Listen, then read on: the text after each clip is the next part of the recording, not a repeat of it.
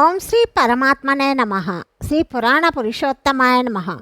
శ్రీ శివమహాపురాణము 2వ సంహిత రుద్ర సంహిత. ఈ రుద్ర సంహితలోని ద్వితీయ ఖండము సతీఖండములోని 28వ అధ్యాయం ఈరోజు మనం తెలుసుకుంటాము. మొత్తం సతీఖండములోని 18వ భాగాన్ని తెలుసుకుంటున్నాము. ఈ 28వ అధ్యాయములో దక్షుడు యజ్ఞం చేసే సమాచారమును విని సతీదేవి శివుని అక్కడకు రమ్మని పట్టుపట్టటము, దక్షుని శివద్రోహమును తెలుసుకొనిన భగవంతుడైన శివుని ఆజ్ఞతో సతీదేవి తన తండ్రి యజ్ఞమండపమున శివగణములతో తరలి వెళ్ళటము మనం తెలుసుకుంటాము. బ్రహ్మ చెప్తున్నాడు, నారద, దేవర్షి గణములు ఎంతో ఆనంద ఉత్సాహాలతో దక్షుని యజ్ఞమునకు వెళ్ళే సమయమున దక్షకన్య సతీదేవి గంధమాదన పర్వతము మీద సఖీజన పరివృతయై రకరకములైన ఉత్తమ క్రీడలను చేస్తున్నది. ఆనందముతో క్రీడలందు లగ్నమై ఉన్న సతీదేవి రోహిణితో కూడి దక్షయజ్ఞమునకు వెళుతున్న చంద్రుని చూసింది. అది చూచి ఆమెకు హితకారిణియు ప్రాణసఖి అయిన విజయతో ఇలా పలికింది, నా సకులలో శ్రేష్ఠురాలు మిగుల ప్రియమైన దానివగు విజయ, చంద్రదేవుడు రోహిణి సహితుడై ఎక్కడికి వెళుతున్నాడో శీఘ్రముగా కనుక్కొని రమ్ము అని ఆదేశించింది. సతీదేవి ఆదేశానుసారము విజయ వెంటనే అక్కడకు వెళ్ళి యథోచిత శిష్టాచారముతో ఇలా అడిగింది, చంద్రదేవ, మీరెక్కడికి వెళుతున్నారు? విజయ ఇట్లు అడగగానే చంద్రదేవుడు తన యాత్ర ఉద్దేశ్యమును సగౌరవముగా ఆమెకు చెప్పాడు. దక్షిణి ఇంట జరిగే యజ్ఞోత్సవము మొదలగు వృత్తాంతమంతా చెప్పాడు. ఇదంతా కూడా విని విజయ ఉత్కంఠ భరితురాలై సతీదేవి చెంతకు వెళ్ళింది. చంద్రుడు చెప్పిన విషయమంతా చెప్పి వివరించింది. దానిని విని సతీదేవి అయిన కాళిక ఎంతో విస్మయం చెందింది. తన వద్దకు ఈ సమాచారం ఎందుకు చేరలేదో, కారణమేమిటో ఆ దేవికి అర్థం కాలేదు. అప్పుడు ఆమె పార్షదులచే చుట్టబడిన తన స్వామి భగవంతుడు శివుని చెంతకు వెళ్ళి ఇలా అడుగుతున్నది, ప్రభు, మా తండ్రి గారి ఇంట ఏదో గొప్ప యజ్ఞము జరగబోతున్నది. అక్కడ ఒక గొప్ప ఉత్సవము జరుగుతున్నది. దాని యందు సమస్త దేవర్షులు పాల్గొంటున్నారు. దేవదేవేశ్వర, తండ్రి గారి యజ్ఞమునందు పాల్గొనాలనే అభిలాష మీకెందుకు కలగటం లేదు? ఇందులో కారణం ఏదైనా ఉన్నదేమో నాకు చెప్పండి. మహాదేవ, సుహృదులతో కలిసి ఉండటమే సుహృదుల ధర్మము. ఈ కలయిక వారి పరస్పర ప్రేమను పెంపొందించగలదు. కాబట్టి ప్రభు, స్వామి, నా ప్రార్థనను మన్నించి మీరు పూర్తిగా ప్రయత్నించి నాతోటి తండ్రి గారి యజ్ఞశాలకు వెంటనే చేయండి. దక్షుని వాగ్బాణములతో శంకరుని హృదయము గాయపడి ఉన్నది. సతీదేవి మాటలు విని మహేశ్వర దేవుడు మధురవాణితోటి ఇలా చెప్తున్నాడు, నీ తండ్రి అయిన దక్షుడు నాకు విశేషముగా ద్రోహి అయ్యాడు. జ్ఞానశూన్యులు, మూర్ఖులు అగు దేవతలు, ఋషులు, అభిమానులు నీ తండ్రి యజ్ఞమునకు వెళుతున్నారు.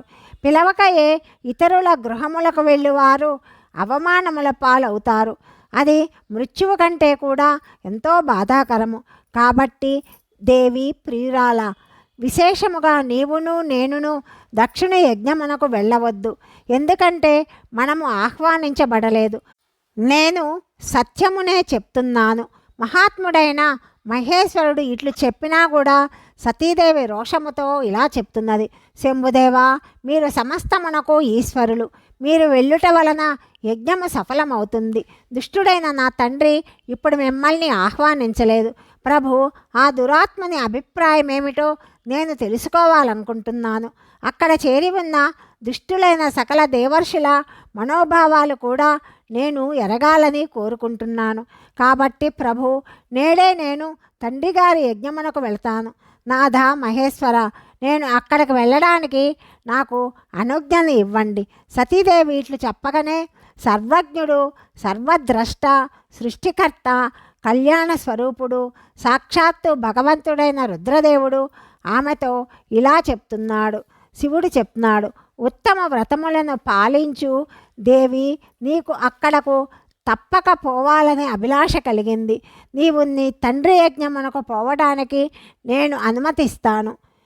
నీవు ఒక మహారాణికి తగిన రాజోపచారములను వెంట తీసుకొని వెళ్ళుము. ఈ నంది, వృషభుడు సుసజ్జితుడై ఉంటారు. ఇతనిని ఇంకా మరియు అనేకులకు ప్రమద గణములతో కూడి వెళ్ళుము. ప్రియురాల, అలంకృతమైన ఈ వృషభము మీద ఆసీనురాలవై ప్రయాణము చెయ్యి. రుద్రదేవుని ఆదేశము పొంది సుందరమైన ఆభరణములతో అలంకరించుకొని సతీదేవి సకల సాధనములతో కూడి తండ్రి అయిన దక్షుని ఇంటివైపుకు బయలుదేరింది. పరమాత్ముడైన శివుడు ఆమెకు సుందర వస్త్రములు, ఆభరణములు, మహోజ్వలమైన ఛత్ర చామరాదులు మొదలగు మహారాజోచిత ఉపచారములనిచ్చాడు. శివుని ఆజ్ఞను పొంది 60,000 రుద్రగణములు ఎంతో ప్రసన్నతతో, గొప్ప ఉత్సాహముతో, కుతూహలముతో సతీదేవి వెంట బయలుదేరారు. అప్పుడు ఆ యజ్ఞమునకు వెళ్ళినప్పుడు గొప్ప ఉత్సవము జరిగింది. మహాదేవుని గణములు శివప్రియయకు సతీదేవి కోసము చాలా గొప్ప ఉత్సవము జరుపుకున్నారు. ఆ గణములందరూ కుతూహలముతో పనిచేస్తున్నారు. శివుని యశస్సును గానము చేయసాగారు. శివునికి ప్రియమైన వారు, గొప్ప వీరులైన ప్రమదగణములు ఆనందముతో ఎగురుతూ గంతులు వేస్తూ వెళ్ళారు. జగదంబ యొక్క ప్రయాణ కాలము ఎంతో శోభాయమానంగా ఉన్నది. అప్పుడు జయ జయాకారములతో 3 లోకములు ప్రతిధ్వనిస్తున్నాయని బ్రహ్మదేవుడు నారదునితో చెప్పాడని సౌనకాది మునులకు సూత మహర్షి చెప్పాడు.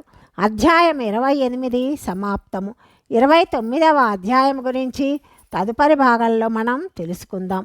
సర్వం శ్రీ పరమేశ్వరార్పణమస్తు.